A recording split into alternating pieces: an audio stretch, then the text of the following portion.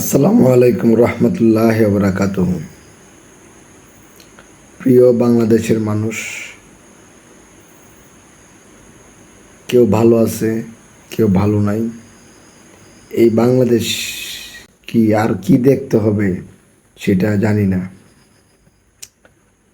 কি চাইলাম আর কি পাইলাম, কি হইল গতকালকের ঘটনাগুলোর জন্য কে দায়ী? এমন মনে হইতেছে যে চোরকে গেটের চাবি দিয়ে আসছি, যা তার জন্য তালা খুলে আসছি, তুই গিয়ে চুরি কর, এরকম একটা কিছু। ও গলা ভাঙছে কেন জানেন? গতকালকে বিবেকের তাড়নায় রাজপথে নেমেছিলাম। তো বিজয় উল্লাস করতে করতে মিশে গেলাম ছাত্রদের আন্দোলনের সাথে, যে পুলিশ কেন ভাইদেরকে গুলি করলো সেইটার হিসাব নেওয়ার জন্য। তো এক পর্যায়ে থানার সামনে গেলাম। থানার সামনে যাওয়ার পর পুলিশ উপর্যুপরি গুলি বর্ষণ শুরু করলো। যাক, মহান আল্লাহর রহমতে প্রাণ ভয়ে চলে এলাম একবার, দ্বিতীয়বার আবার আসলাম, আবার দৌড় দিলাম, আবার আসলাম, এভাবে চলতে থাকে। শেষের বার অনেক মানুষ আহত ও নিহত হয়। তো সেখানে দুজন গুলিবিদ্ধ ভাইকে নিয়ে হাসপাতালে যাই, আনাম মেডিকেল। ওই হাসপাতালে যাওয়ার পর তাদেরকে চিকিৎসা দিই। অনেক মানুষ চিকিৎসা নিছে, অনেক অনেক হিসাব ছাড়া।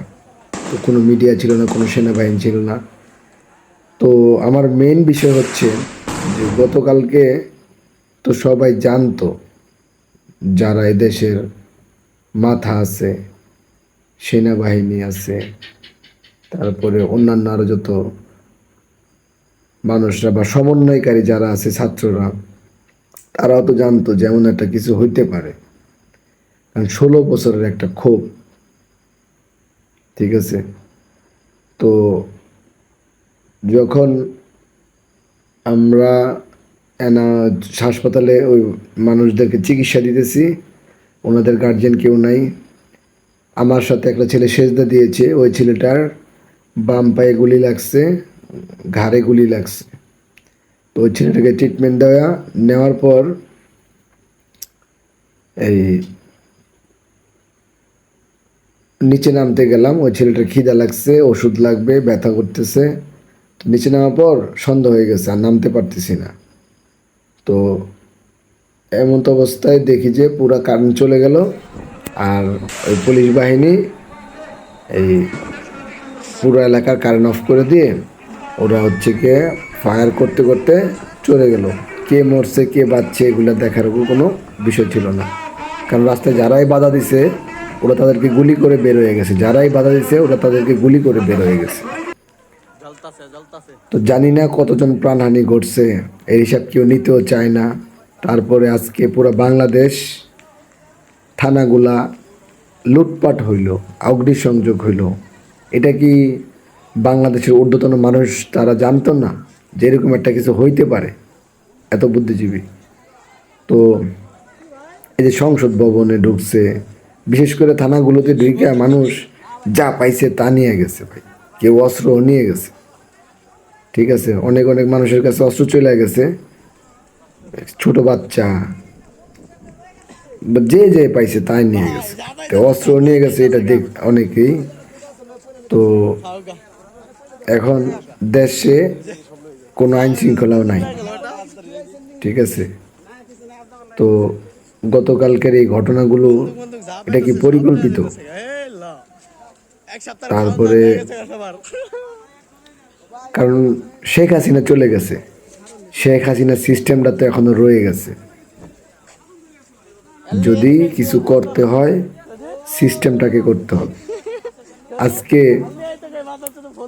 এই কোটা আন্দোলন থেকে শুরু করে ওনার পদত্যাগ পর্যন্ত, পদত্যাগের পরবর্তী গতকাল পর্যন্ত, বা আজকেও মনে অনেক হতাহত ঘটনা ঘটছে জানি না, কিন্তু গতকালকে নিজের চোখে দেখছি যে বুলেটের সামনে দৌড়াইতে কত বড় কলিজা লাগে, ঠিক আছে?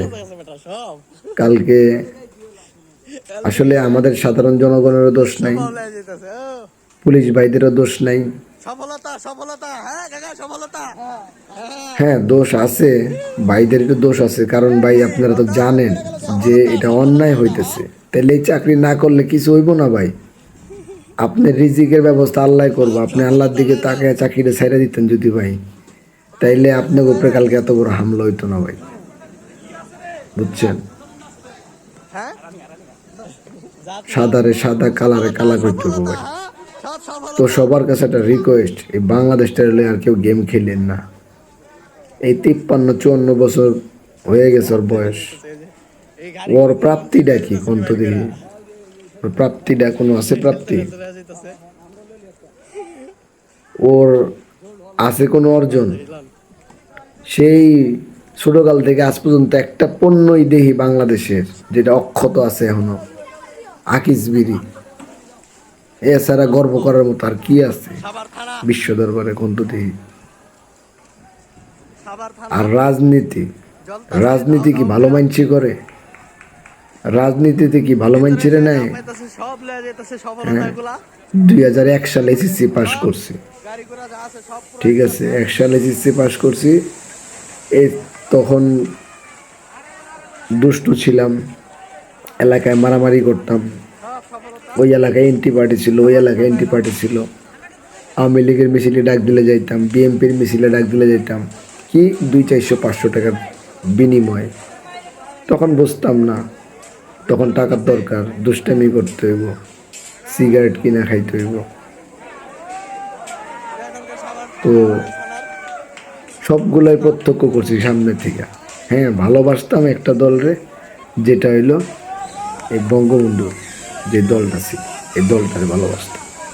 কিন্তু এই 15 বছরে এরা মানুষের সাথে যে বিশ্বাসঘাতকতা করছে, মানুষের মনে এমন কষ্ট দিছে, জনগণের কথা তো চিন্তাই করে নাই। শুধু উনি ভাবছে প্রশাসনের সুবিধা দিলেই উনি সব কিছু পাওয়া যাবে, আসলে না।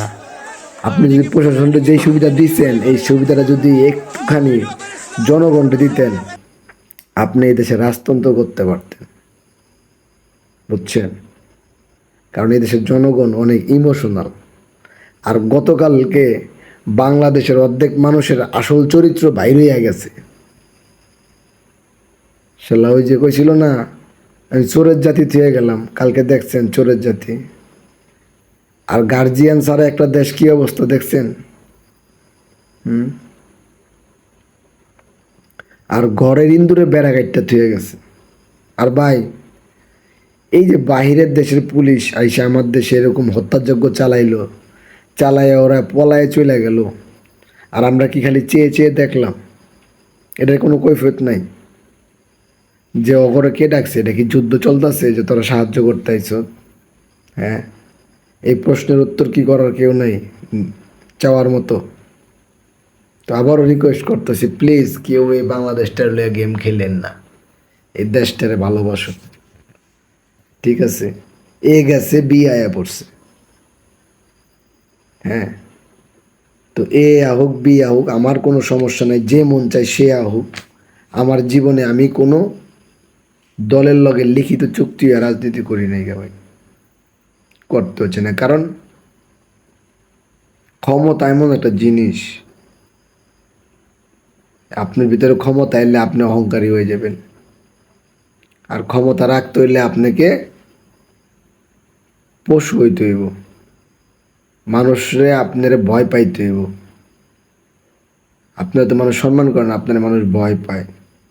আর এই ভয়টারে পুঁজি করেই আপনারা আপনাকে সাম্রাজ্য করে তোলেন ক্ষমতার। আজকে কই গেল নেত্রী, কই গেল নেতা, কই গেল বড় ভাই? অমুক নেতা, হুমুক নেতা, বড় ভাই। আর হারা জীবন জাগো পাও চাটছ, তোমাকে মা, হ্যাঁ তো তুম করে থুয়ে পলায় গেল গা। কই কইল তো না যে আমার এত এত নেতা কর্মী, আমার ছাত্রলীগ, আমার যুবলীগ, আমার তাপস, আমার পরশ, আয় বুকে আয়, তগরে নিয়ে আমি মরুম, ছাড়লোকে দেশ, কইরা শেষ, বাংলাদেশটা শেষ, ছাড়লোকে দেশ, কইরা বাংলাদেশটা শেষ। উন্নয়ন করছে, হ্যাঁ, ভাবছিলাম কিস্তি শুধু আমি একলাই লই, দেই যে না, আমার দেশের সরকার শেখ হাসিনাও কিস্তি লয়। এখন বলে পাবলিকের মাথায় 1.5 লাখ না 2 লাখ করে থুয়ে গেছে। আর কি আইন আমাদের দেশের?